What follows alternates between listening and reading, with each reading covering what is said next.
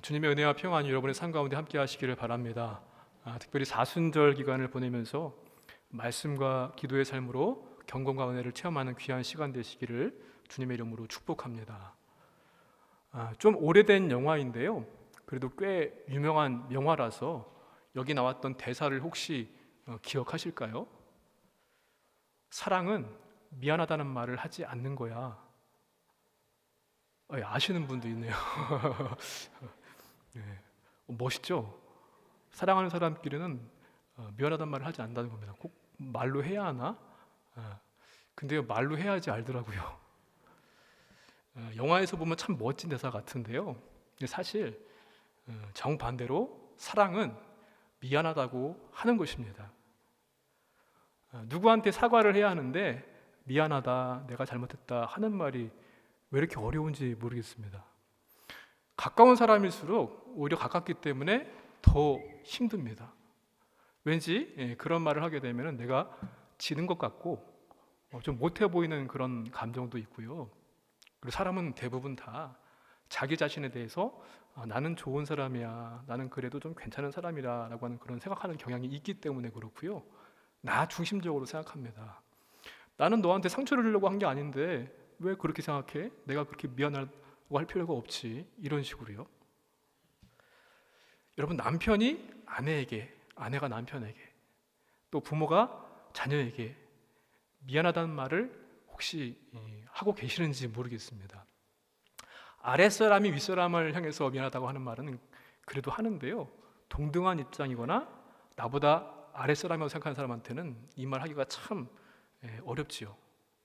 그런데 때로는 사랑한다고 하는 말보다 미안하다고 하는 말이 더 강력한 힘을 발휘합니다. 차가 막혀서 늦었어, 내가 좀 바빠서 그랬어 라고 하는 여러 가지 이 핑계 저 핑계의 말로도요, 사랑한다고 하는, 미안하다고 하는 말을 대신할 수는 없습니다. 그래서 미안하다고 하는 말을 기다리게 하는 것보다 더 미안한 일은 사실 없는 겁니다. 그런데요, 여러분, 하나님 앞에서 신앙적으로 미안하다고 하는 것이 무엇일까요? 그건 바로 회개입니다. 회개를 통하여서 강력한 하나님의 은혜를 체험할 수 있기 때문에 그런데요, 오늘 본문의 말씀은 세 가지의 이야기가 등장하는데요, 먼저 빌라도가 갈릴리 사람들 가운데 일부를 학살했던 이야기가 있고요, 또 한 가지는 실로암 망대가 무너져서 그 사고로 인해서 18명의 사람이 목숨을 잃었던 그런 이야기가 있습니다. 그리고 마지막으로 예수님께서 하신 말씀인데요, 열매 맺지 못하는 무화과 나무의 이야기를 예수님께서 비유로 말씀을 해주시는데, 이 세 가지 이야기들의 공통점이 있습니다. 그건 바로 하나님께 미안하다고 하는 것, 죄송하다고 하는 것, 바로 회개에 대한 말씀을 우리에게 주고 있습니다. 우리는 지금 사순절을 보내면서 예수님의 고난을 묵상하고 경건과 실천을 할 수 있는, 신앙생활을 할 수 있는 그런 사순절 절기를 보내고 있습니다. 다양한 방식으로 예수님의 고난을 묵상하고 동참할 수 있겠지만, 그 가운데 특별히 더 우리가 먼저 오늘 말씀을 들으면서 생각해 보게 되는 경건의 실천은 무엇인가 하면 바로 회개의 모습입니다. 아름다운 신앙인은요, 완벽한 사람이 아닙니다. 완벽하지 않을지라도 매 순간마다 성령님의 도우심을 받아서 죄성을 벗고 주님께로 돌아오는 회개의 삶을 살아가는 것, 그 사람이 진정 아름다운 신앙인인 줄로 믿습니다. 여러분, 다윗이 내 마음이 합한 사람이다 라고 하는 평을 받았던 것은 그가 한 번도 실수를 하지 않았기 때문이 아닙니다. 하물며 우리보다도 더 악한 짓을 했던 그였지만, 그런데 죄를 깨달은 순간 바로 엎드렸거든요. 베개와 침상에 젖을 만큼 눈물의 회개를 했던 그를 보시면서 하나님은 내 마음에 합한 사람이다 말씀하셨습니다. 오늘 말씀 가운데 우리는 회개하지 않아서 받게 될 심판에 대한 두려움과 그런 모습보다는 회개할 수 있다고 하는 것조차도 하나님의 은혜인 것을 기억하면서 그 은혜를 누릴 수 있는 저와 여러분 되시기를 주님의 이름으로 축원을 드립니다. 먼저 오늘 말씀 가운데 깨달아야 될 믿음의 교훈은요, 우리는 다 회개해야 한다라는 것입니다. 예수님 당시에 있었던 실제 두 가지 사건이 기록되어 있습니다. 이를 통해서 예수님은 회개의 역설, 회개에 필요한 필요성을 갖다 말씀하고 계시는데요.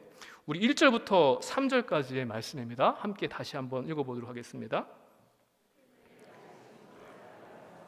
빌라도가 어떤 갈릴리 사람들의 피를 그들의 제물에 섞은 일로 예수께 아뢰니 대답하여 이르시되 너희는 이 갈릴리 사람들이 이같이 해받음으로 다른 모든 갈릴리 사람보다 죄가 더 있는 줄 아느냐? 너희에게 이르노니 아니라 너희도 만일 회개하지 아니하면 다 이와 같이 망하리라. 아멘. 로마의 오랜 통치, 그들의 억압 때문에 이 로마라고 하는 이 정치 세력에 대해서 반감을 가지고 있는 사람들이 있었습니다. 소위 말해서 열심당원, 바로 이러한 사람들이 바로 이들이었는데요. 이들은 독립을 위해서 무장 투쟁을 했는데요. 그래서 6월절과 같이 사람들이 많이 모이는 이때 반 로마 항쟁을 일으켰습니다. 로마는 그럴 때마다 군대를 동원해서 진압시켰습니다. 특히나 갈릴리 지역은요, 이 반 로마에 대한 경향이 아주 강했던 그런 지역입니다. 이와 같은 상황에서 예루살렘으로 순례를 왔던 아마 갈릴리 사람들이었겠지요. 그들이 성전에서 제사를 드리는데 빌라도 총독이 군대를 성전으로 보내서 이들을 다 학살을 합니다. 그러면서 그들의 피를 성전 제사를 드릴 때 제물의 피에 섞이게 하는 그러한 일이 벌어지게 되었습니다. 아마도 그의 정치적인 목적 때문에 벌였던 일일 것으로 그렇게 추측을 합니다. 이 사건을 보면서 유대인들은 그렇게 생각했습니다. 이건 다 죄 때문이다. 재난의 결과로 그들이 피해를 입고 희생자가 된 것이다. 이러한 생각의 연장에서 갈릴리 사람들을 그들은 무시했습니다. 무식한 사람들이라고, 가난하고 또 이방 지역과 가깝기 때문에 불결하고, 그래서 자기보다 좀 아래로 보는 그런 경향들이 있었습니다. 이러한 생각들은 유대인들이 가지고 있는 보편적인 모습이었습니다. 여러분, 욥기에서도요, 욥이 고난을 당했을 때 그 친구들이 어떻게 말했습니까?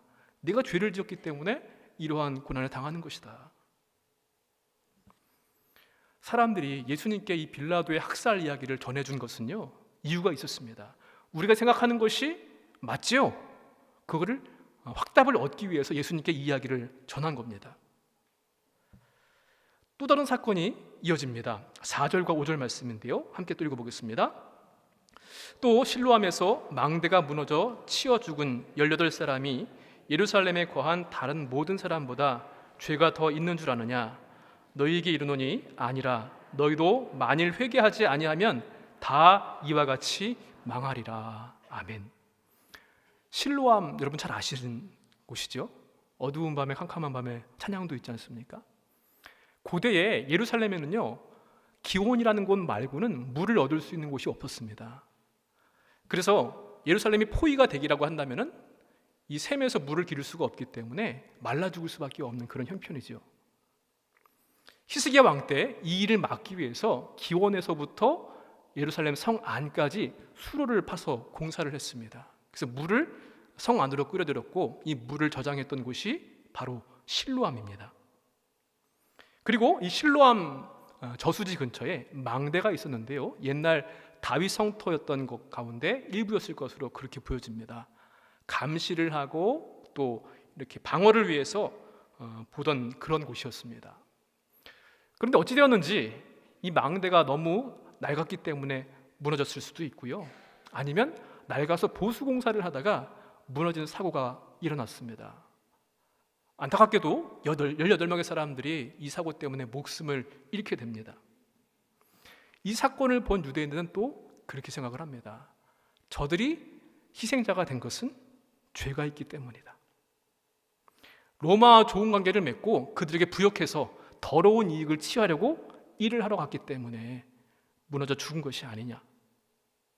이 두 가지 사건요, 빌라도의 사건도 그렇고 실로암 망대가 무너진 사건도 그렇고 누구나 다 유대인들은 알고 있었던 그러한 사건입니다.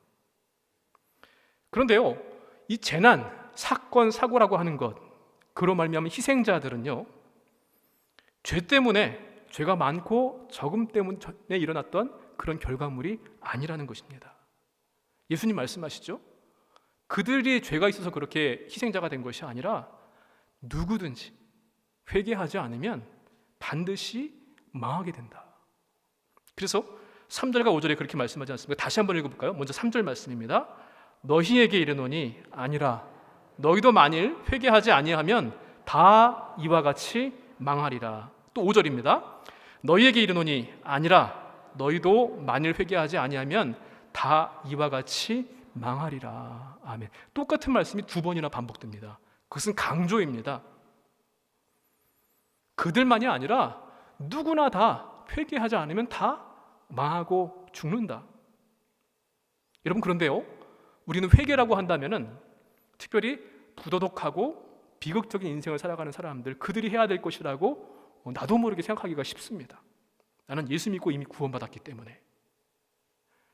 적어도 유대인들처럼 사건 사고가 일어날 때마다 희생자들이 생기는 것은 그들의 죄 때문이다 라고 생각하지는 않을지 모르겠지만, 그런 사고와 사건과 나는 아무런 상관이 없다라고 생각하지 않겠습니까? 요새도 계속 뉴스에서 보게 되면 사건 사고들이 일어나더라고요. 비행기 공항 사고로 수많은 사람이 목숨을 잃었고요.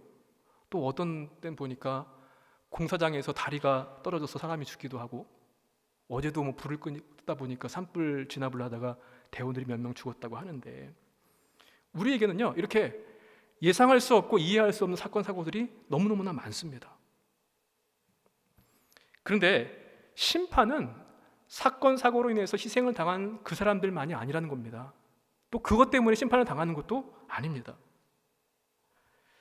망한다, 회개하지 않으면 망한다라는 말씀을 보니까, 그 원어의 뜻을 보니까요, 육체적인 죽음 그 이상을 의미합니다. 단순히 망한다고 해서 죽는다 이게 아니라 죽는 것을 포함해서 다 망한다는 것이에요. 우리 영혼도, 우리 삶도, 우리의 모든 존재의 이유와 가치도 다 파멸을 의미합니다. 그러므로 누구든지 우리를 포함해서요, 회개하지 않으면 망한다. 경고의 말씀입니다. 여러분, 실제로 예수님의 이 말씀은요, AD 70년에 예루살렘이 멸망하면서 작게는 그것이 이루어졌습니다. 그리고 궁극적으로는요, 예수님 이 땅에 다시 오실 그때에 분명한 심판으로 말미암아 멸망을 당할 사람들이 분명히 나타날 겁니다. 종교개혁자 마틴 루터는요, 그는 하나님 앞에서 자신을 돌이켜보게 되었는데, 믿음으로 말미암아 의롭다함을 받았지만, 그러나 여전히 죄인된 자신의 모습을 발견할 수밖에 없었다라고 고백을 합니다. 그래서 루터뿐만 아니라 종교개혁자들의 삶의 신앙의 모토가 뭡니까? 코람 데오, 하나님 앞에서. 하나님 앞에서 누구나 다 죄인이라는 것입니다. 사랑하는 성도 여러분, 말세지말이라고 그렇게 이야기를 합니다. 때마다 그런 말들을 하는 것 같습니다. 어르신들은 큰일 났어. 우리도 마찬가지죠. 어르신들뿐만 아니라 말세지말이라고 염려하면서 두려워합니다. 그러나 정작 죄에 대한 심판, 회개는 두려워하지 않습니다. 남들은 죄인 취급하지만 나 자신에 대해서는 관대한 것이 우리들의 모습일 수 있습니다.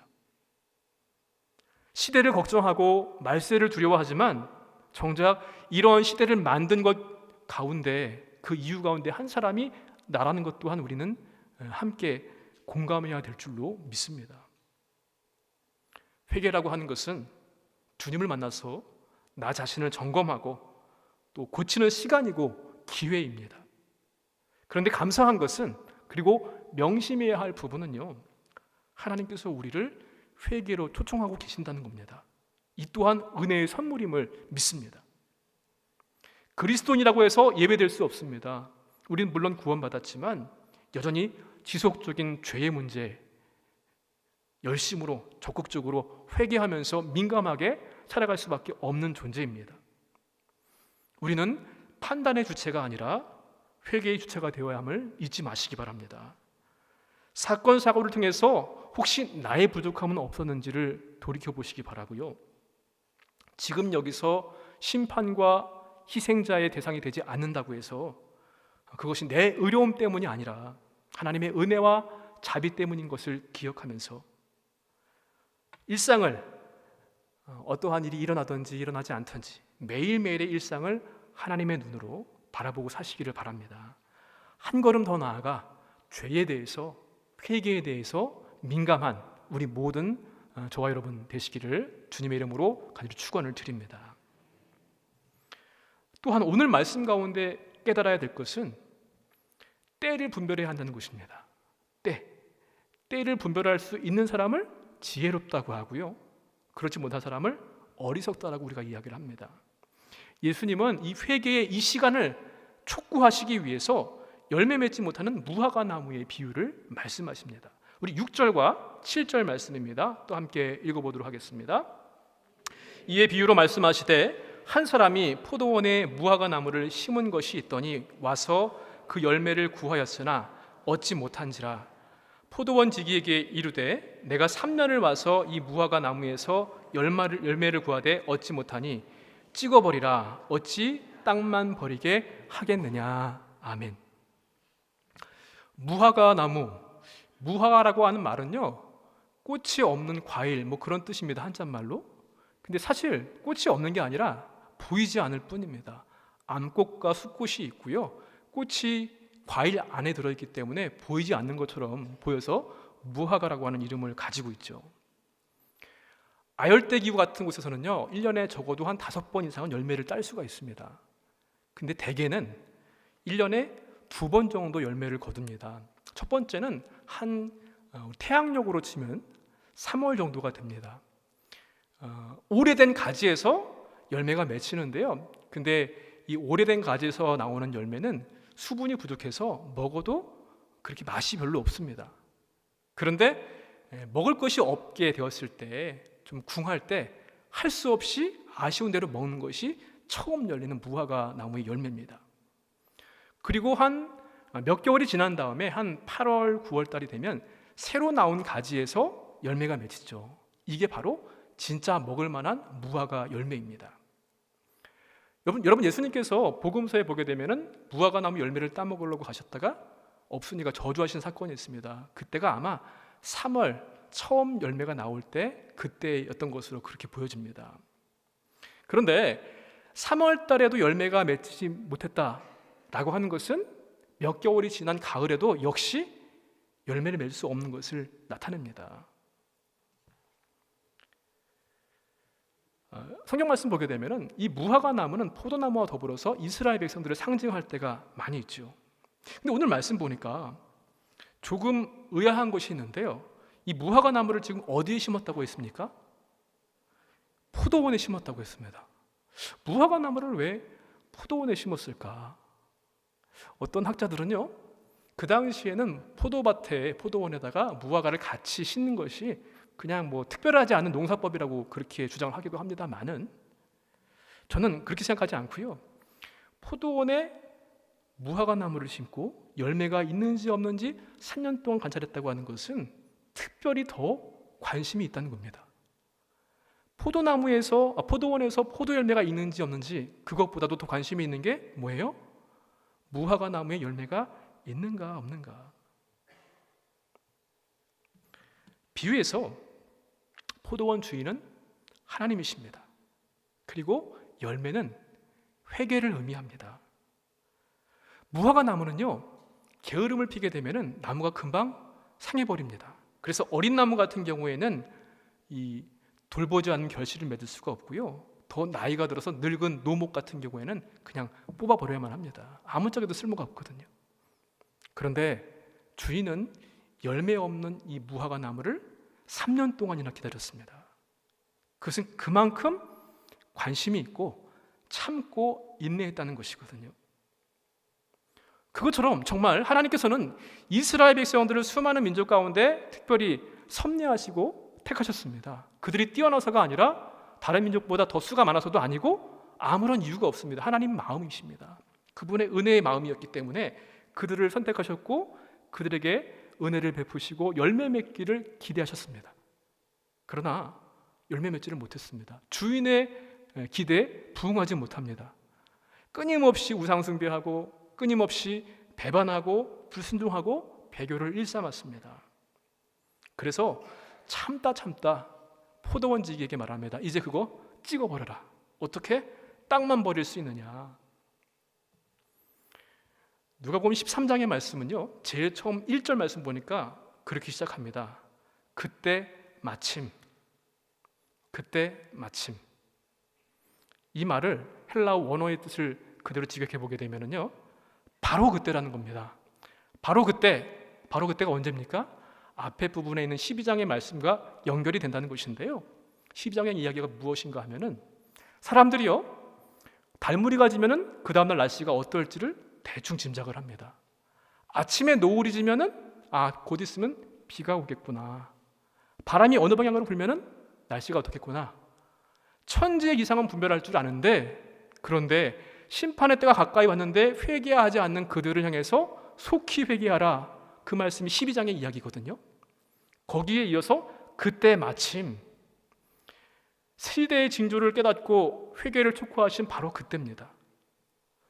회개의 중요성과 긴급성을 표현하신 바로 그 표현이 바로 그때 마침 이겁니다. 그러니까 내일이 아니라 조금 더 있다가 아니라 지금 당장 회개해야 한다는 것이 겁니다. 시편 90편 말씀 보니까요, 모세가 그렇게 고백을 합니다. 우리의 인생을 가리켜서 아주 빨리 지나간다. 그래서 아침에 돋아나서 꽃을 피우다가도 저녁이면 시들어버리는, 그렇게 빨리 지나가는 것이 우리의 인생이다. 그러니까 그 시간과 그것을 깨닫고 아는 것이 지혜라는 말씀을 주고 계시거든요. 우리에게 우리의 날 세는 법을 가르쳐 주셔서 지혜의 마음을 얻게 해주십시오. 이 고백이었습니다. 여러분, 우리가 깨끗한 옷을 입고 나가는데요, 나도 모르는 사이에 뭐가 막 묻어 있을 때가 있습니다. 김치 국물이 튈 때도 있고요, 어떤 때는 립스틱 자국도 있고 이런저런 많은 얼룩들이 있습니다. 커피를 흘리기도 하고요. 근데 여러분, 이것을 발견했을 때 잘 지울 수 있는 방법이 무엇일까요? 얼룩이 뭐냐 따라서 다르긴 하겠지만 제일 중요한 것은 뭔가 하면은요, 세제 이런 것보다 타이밍입니다. 가장 빠른 시간에 가장 적합한 세제를 가지고 아니면 그에 합당한 조치를 하면은 깨끗하게 지울 수가 있거든요. 바로 회개도 타이밍입니다. 오늘 이 이야기들은요, 사실 논쟁의 여지가 많이 있는 것들입니다. 빌라도가 사람들을 학살한 것이 정치적으로 옳은 것이냐 그런 것이냐, 갈릴리 사람들이 피해를 입었는데 갈릴리 사람들은 마땅한 것이냐 아니냐, 민족적인 입장에서 의견이 달릴 수도 있습니다. 또한 재물에 사람들의 피가 섞였는데 이거 부정해진 거 어떻게 할 것이냐, 대외적인 문제도 있을 것이고요. 이러한 일들이 일어났을 때 하나님은 과연 어디 계셨고 무엇을 하셨느냐, 하나님의 존재에 대한 질문도 가질 수 있습니다. 그런데 예수님은 이 모든 것을 다 차치하고 그게 중요한 것이 아니라 뭐가 중요하다고요? 즉각 지금 회개하라는 겁니다. 모두가 하나님 앞에서 죄 없다고 말할 수 없기 때문에 하나님께서 보여주신 결정적인 때를 분별할 줄 알아야만 하고요, 큰 값을 치르고라도 그 때를 잡고 기회를 선용하는 것이 지혜이고 믿음인 줄로 믿습니다. 에베소서 5장 16절 말씀 보니까 세월을 아끼라, 때가 악하니라 하고 말씀합니다. 이 아끼라라고 하는 말은 원어의 뜻은 구원하다라고 하는 말이거든요. 시간을 구원하라 라고 하는 말은 어떠한 대가를 치르더라도 그 시간을 가치 있게 해야 한다, 그 말씀입니다. 사랑하는 성도 여러분, 로마서 말씀 보니까 모든 사람이 죄를 범하였음에 하나님의 영광에 이르지 못했다고 했습니다. 저도 우리 모두가 다 하나님 앞에 모든 사람들이 다 죄인입니다. 예수를 믿고 난 이후에도 우리는 끊임없이 죄에게 넘어질 때가 있고 죄의 유혹에 넘어갈 때도 있습니다. 요즘 하나님과 나 사이에 가로막고 있는 죄는 어떤 것들이 있습니까? 3년이라고 하는 시간은요, 하나님께서 은혜를 베푸셨던 기간입니다. 충분한 시간이고요, 충분히 인내하신 시간입니다. 다른 말로 하면 이때가 바로 그 타이밍이라는 겁니다. 그래서 세례 요한도 예수님도 공생의 사역을 처음 시작하시면서 하신 말씀이 무엇입니까? 회개하라, 천국이 가까웠다. 때가 가까웠다. 지금 당장이라는 것입니다. 회개는 중요하고도 긴급한 일입니다. 미루면 미룰수록 우리는 더 힘들어질 수밖에 없습니다. 사순절인 지금 우리를 위해서 이 땅에 오신 십자가를 지신 예수님의 은혜를 기억하고 감사하면서요, 회개해야 할 때인 줄로 믿습니다. 나와 하나님 사이에, 나와 다른 이들 사이에 막혀있는 죄의 문제들을 지금 당장 하나님 내게 내 죄를 깨닫게 도우시고 회개할 수 있는 용기와 믿음을 주시옵소서. 기도하는 우리 모두가 되시기를 주님의 이름으로 간절히 축원을 드립니다. 마지막으로요, 회개를 지금 당장 해야 하는 것이고요, 주님께서 은혜를 주실 때 그 모습을 통하여서 또한 열매 맺는 삶을 살아야 될 줄로 믿습니다. 포도원 지기는 3년 동안이나 열매를 맺지 못하니까 찍어버리라, 그 주인에게 한 번만 더 기회를 달라고 합니다. 우리 8절과 9절 말씀 함께 읽어보겠습니다. 주인이여, 금년에도 그대로 두소서. 내가 두릅하고 거름을 줄이니 이후에 만일 열매가 열면 좋거니와 그렇지 않으면 찍어버리소서 하였다 하시니라. 아멘. 포도원 지기는요, 1년만 시간을 벌은 그것만 하신 것이 아닙니다. 단순히 기다려달라고만 한 것이 아니라 내가 앞으로 어떻게 하겠다라는 계획을 말씀해 주고 있는데요, 두릅하고 거름을 주겠다. 열매를 맺을 수 있도록 내가 최선을 다해서 돌보겠다는 것입니다. 여러분, 포도원 지기 딱 그러니까 누가 떠오르십니까? 우리 주님 예수 그리스도이십니다. 우리를 변호하시는 것이죠. 이미 찍어버려서 없애버려야 할 나무인데 다시 한번 기회를 달라고 청하십니다. 뿐만 아니라 심판을 위해 해달라는 것 더하기, 거름을 주고 수고를 아끼지 않는 그것처럼 열매를 맺도록 하십니다. 심지어 십자가에서 대신 죽으시기까지 우리에게 은혜를 베풀어 주셨다는 겁니다. 회개하고 열매를 맺을 수 있도록, 변화된 은혜를 받을 수 있도록, 이게 바로 우리를 향하신 주님의 사랑의 마음이고 은혜인 줄로 믿습니다. 포도원 주인이신 하나님께서 원하시는 열매를 맺을 수 있도록 우리를 도우시는 그 주님의 은혜가 바로 이 사순절의 십자가의 의미인 줄로 믿습니다. 제가 메일을 하나 보다가 중요한 정보 하나를 얻었습니다. 이제 봄이 되었잖아요. 날씨가 갑자기 따뜻해져가지고 꽃이 피는 것을 여러 군데서 봤는데요, 제 방에 화분들이 꽤 많거든요. 근데 이 화분을 잘 돌보는 팁이더라고요. 이게 뭐냐면요, 못입니다. 못. 보이시나요? 예, 이 화분에다가 저거는 녹슬지 않았는데 녹슨 못을 박아놓으면 좋답니다. 좋은 거 아셨죠? 우리 사람 몸에도 철분이 필요하듯이 식물한테도 이 철분이 필요한데요, 녹슨 못은 특별히 산소하고 결합해서 산화 처리된 것인데요, 그 철분이 바로 잎이 누렇게 됐거나 떨어지게 되었을 때 이 철을 꼽아 놓으면 철분이 흡수되어 가지고 도움을 준다는 것입니다. 저는 그걸 보면서요, 어쩜 이렇게 딱 사순절에 맞는 메시지를 내가 받았을까 하는 생각을 하게 되었습니다. 녹슨 못이 죽어가는 식물을 살린 것처럼 녹슨 못에, 아마도 녹슨 못이었을 것 같아요. 녹슨 못이고 크고 굵직한 못에 박힌 주님의 손과 발, 십자가가 우리를 살리셨기 때문입니다.